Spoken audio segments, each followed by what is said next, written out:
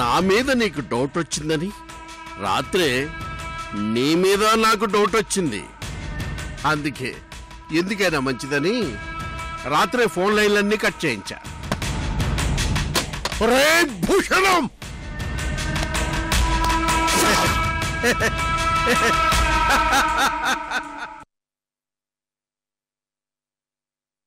అయినా నువ్వు పులిబిడ్డవు కదా, కళ్లతో చూడకుండా వాసన బట్టి ఏ జంతువో పసిగట్టి చెప్పగలవు.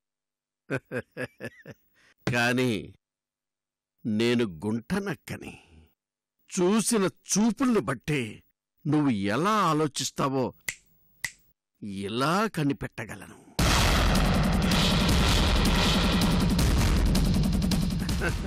అది నీకు తెలుసనుకో, ఎందుకైనా మంచిదని గుర్తు చేశా. రే భూషణం, నువ్వు నా దగ్గర పని చేసినందుకు నువ్వు ఎన్ని తప్పులు చేసినా, ఎన్ని కోట్లు తిన్నా నిన్ను వదిలేశావాటి. కానీ నువ్వు నా మనోరాల్ని చంపాలని ప్రయత్నించావు.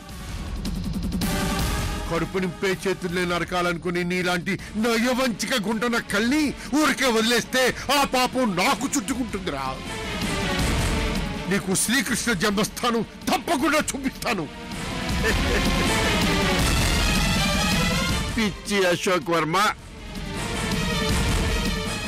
నీ మనవరాల్నే చంపించడానికి ప్రయత్నం చేశానని తెలుసుకున్నావు గాని నీ కొడుకు కోడల్ని కూడా నేనే చంపించానన్న సంగతి తెలుసుకోలేకపోయావు.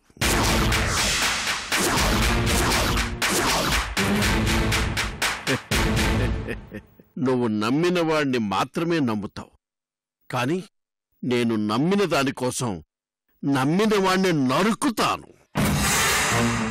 ఏది చెయ్యాలన్నా నీలాంటి వాడికో నీతి ఉంటుంది, కాని నాలాంటి వాడికి ఏ నీతి ఉండదు. గుండెపై తన్నామా, గొంతు కోసామా అన్నది కాదు మాకు కావాల్సింది. అనుకున్నది చేశామా లేదా అన్నదే మాకు కావలసింది. రే భూషణం, ఈ లోకాన్ని నడిపించేది నమ్మకమేరా. బిడ్డ మీద తల్లికి, తల్లి మీద బిడ్డకి, భార్య మీద భర్తకి, భర్త మీద భార్యకి, యజమాని మీద సేవకుడికి, సేవకుడి మీద యజమానికి ఆ నమ్మకమే లేకపోతే మనిషికి జంతువుకి పెద్ద తేడా ఏమి లేదురా. ఆ నమ్మకాన్నే దేవుడంటారు. అలాంటి నమ్మకాన్ని చంపి బాగుపడాలనుకునే నీలాంటి వాణ్ణి నీచుడంటారు. నీ మొహం చూస్తేనే పాపంరా. అందుకేనయ్యా మీరింకా ఎప్పుడు నాలాంటి నీచుడు ముఖం చూడకుండా ఉండాలనే నేను కోరుకుంటున్నాను. అందుకే ఒక నిర్ణయానికి వచ్చాను. ఎంతైనా మీ క్షేమాన్ని కోరుకునేవాణ్ణి కదా.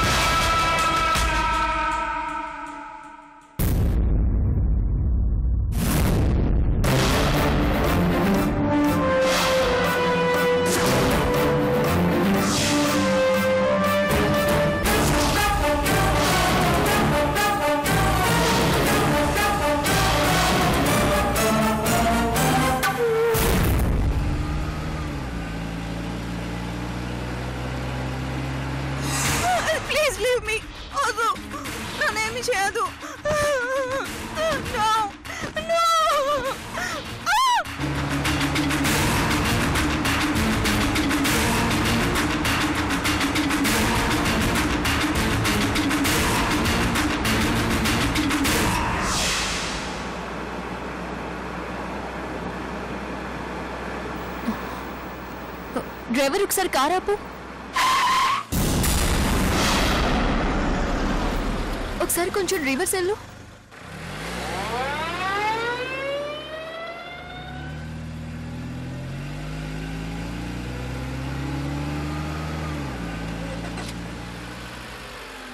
ఆపు.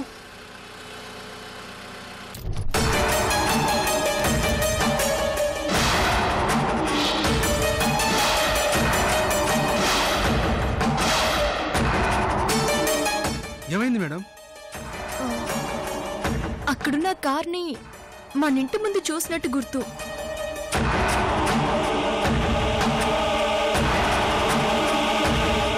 అవును మేడం, అది మన భూషణం గారిదే.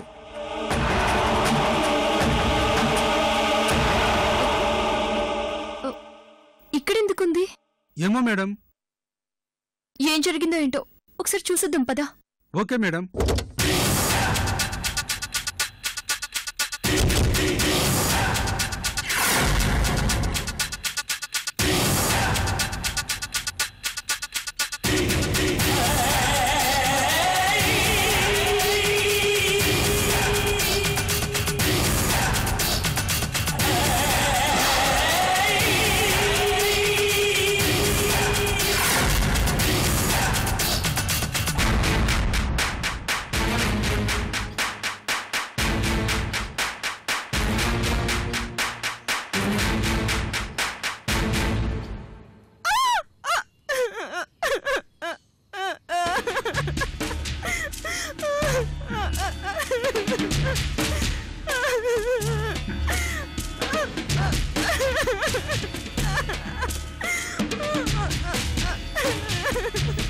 అక్కడెవరో ఉన్నట్టున్నారు, చూద్దాం పదా.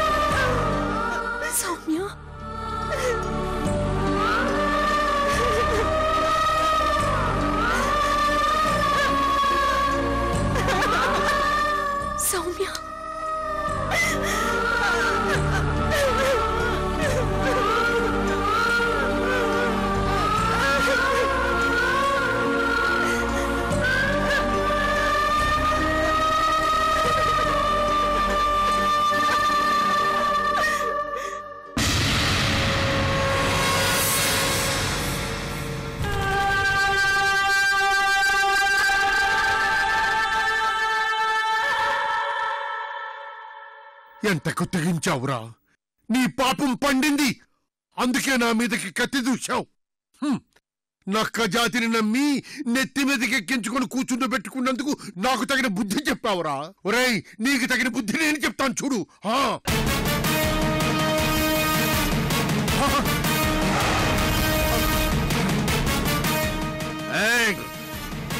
ఎక్కడికి వెళ్తావు అశోక్ వర్మ? నిన్నంత ఈజీగా బయటికి వెళ్ళిస్తానా? ఒరేయ్, నిన్ను ఇప్పుడే కాల్చి మారేస్తాను చూడు.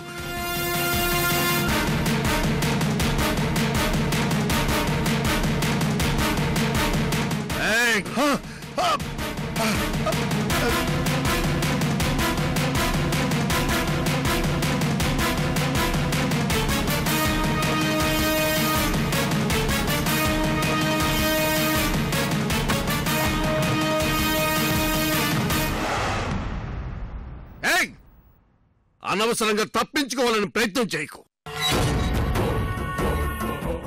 నీకు అసలు బీపీ ఎక్కువ. నేను పడవకుండానే చస్తావు. నువ్వు తుపాకీ వరకు వెళ్తావు. వెళ్ళినా అందులో బుల్లెట్లు లేవు. అవి ఎప్పుడో తీసేశాను.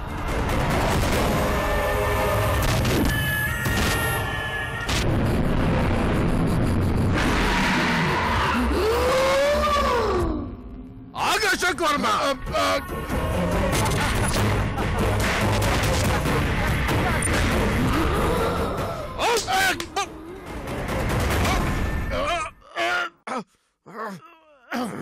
చాలా ఫాస్ట్ గా నన్ను పసిగట్టావు.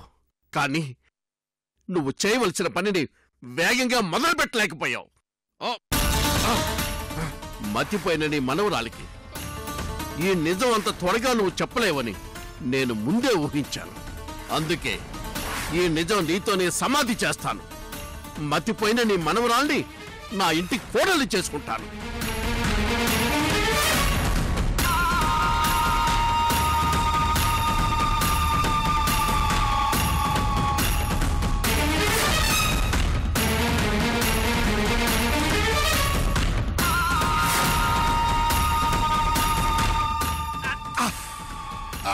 అరవై ఏళ్ల నీ అనుభవాన్ని నమ్మించిన వాణ్ణి 20 ఏళ్ల నీ మనవరాలి అమాయకత్వాన్ని నమ్మించలేనా?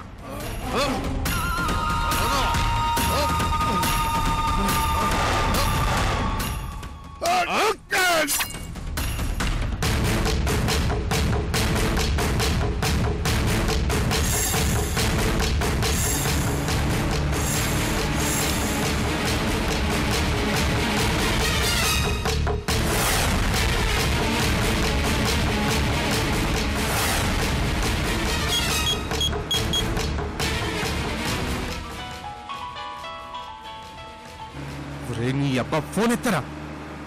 ఇక్కడ టెన్షన్తో చేస్తున్నాను. నేను ఆ అర్చనకి అడ్డంగా దొరికిపోయాను.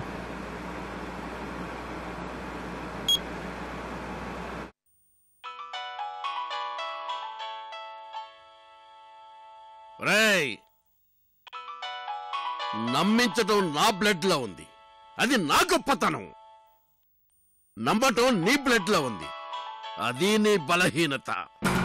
ఒరే భూషణం, గతాన్ని మర్చిపోయిన నా మనోరాల అమాయకత్వాన్ని నువ్వు చూస్తున్నావు. కానీ కత్తి యుద్ధంలో ఆ యుద్ధాన్ని నేర్పించిన మాస్టర్నే మట్టి కనిపించినటువంటి ఆ పౌరుషాన్ని మర్చిపోతున్నావు. ఒరే, నన్ను నువ్వు ఇప్పుడు చంపొచ్చు, కానీ నా మనోరాలు నిన్ను విడిచిపెట్టదు. నువ్వు ఎక్కడ దాక్కున్నా సరే నిన్ను వెతికి వెతికి వేటాడి పులిలా సింహంలా నిన్ను వెంటాడి చంపుతుంది. జాగ్రత్త. పిచ్చి అశోక్ వర్మ, నువ్వు చెప్పేది అర్చనకి గతం గుర్తుకొచ్చిన తర్వాత కదా. అప్పటి వరకు నీ మనవరాలికి నిజం చెప్పడానికి నువ్వు ప్రాణాలతో ఉంటే కదరా. ఈలోగా నా కొడుకుతో నీ బతిలేని మనవరాలి మెళ్ళో తాళి కట్టించి నా కోడలిని చేసుకుని నిన్ను చంపినట్టే చంపేస్తా. ఆ తరువాత ఈ ఆస్తికి నా కొడుకుని వారసుని చేస్తా. రే భూషణం, నువ్వు పట్టపగలే పిచ్చి కళ్ళలు కంటున్నావు. అర్చన జాతకం ఎలాంటిదో నాకు తెలుసు. తను చనిపోయినా తన శత్రువుని చంపే జాతకం రా. నిన్ను నీ వంశాన్ని వదిలిపెట్టదు.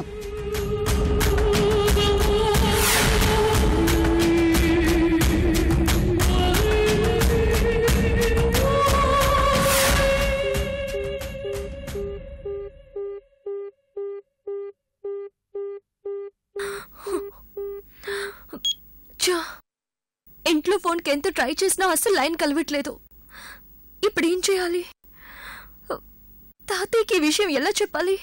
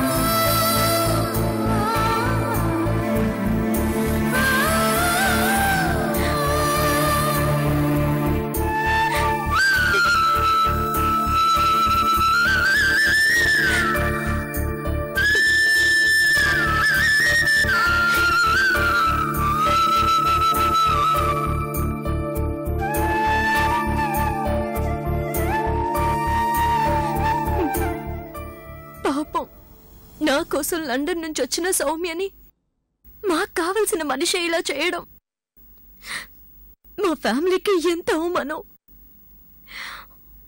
ఆ నీచుడు భవానీని నరికి పోగులు పెట్టినా తప్పులేదు.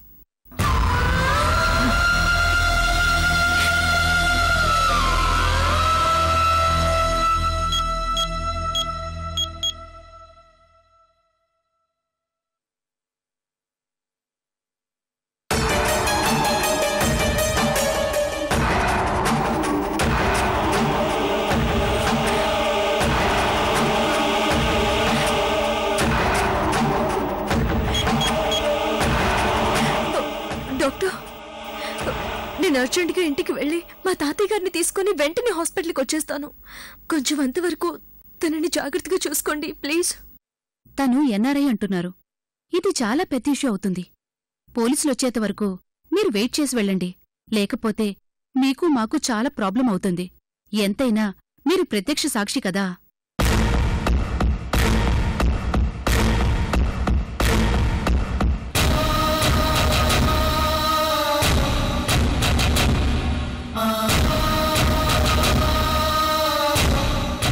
అలాగే డాక్టర్. ఓకే అమ్మా.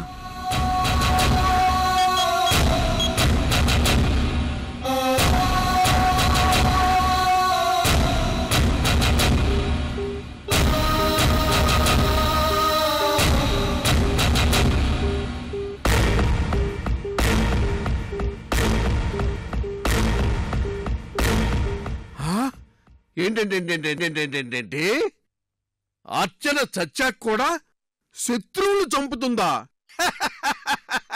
అంటే నీ మనవరాలి జాతకం చంద్రముఖి జాతకం అన్నమాట. అప్పుడు నాకు తెలిసిన అఘోరాలు కూడా చాలా మంది ఉన్నారు. రేయ్ అశోక్ వర్మ, భయపెడితే భయపడటానికి, ఏది చెబితే అది నమ్మడానికి నీ మనవరాల్లాగా నేనేమన్నా గతం మర్చిపోయాను అనుకున్నావా?